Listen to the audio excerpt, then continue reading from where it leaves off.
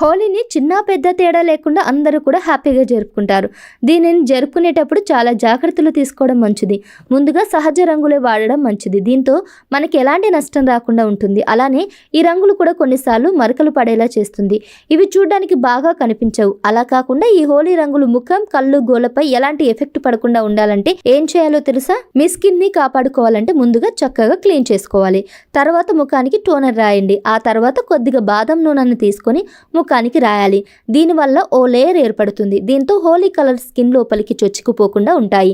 అదేవిధంగా వీటిని కూడా తర్వాత ఈజీగా క్లీన్ చేయవచ్చు.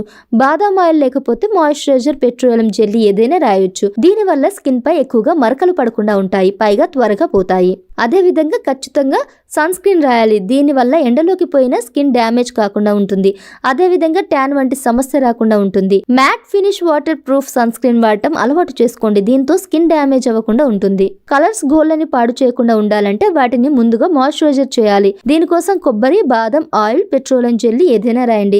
దీనివల్ల రంగులు పట్టకుండా ఈజీగా పోతాయి. ముఖ్యంగా గోళ్ళ మొదట్లో క్యూటికల్స్ దగ్గర మాయిశ్చరైజర్ రాస్తే రంగులు చేరకుండా ఉంటాయి. ముందుగానే కత్తిరించడం. హోలీ ఆడే ముందు గోళ్ళను కత్తిరించడం బదులు హోలీ తర్వాత ట్రిమ్ చేయండి. దీంతో గోళ్ళ కిందకు రంగులు చేరకుండా ఉంటాయి. రంగులు గోళ్ళని కాపాడేందుకు జెల్ బేస్డ్ ట్రాన్స్పరెంట్ లేదా వేరే ఏదైనా కలర్ వేయొచ్చు. దీనివల్ల గోళ్ళపై రంగులు పడకుండా ఉంటాయి. హోలీ ఆడిన తర్వాత రిమూవర్ తో ఈజీగా క్లీన్ చేయొచ్చు. హోలీ ఆడిన తర్వాత కొన్ని చోట్ల రంగు అలానే ఉండిపోద్ది.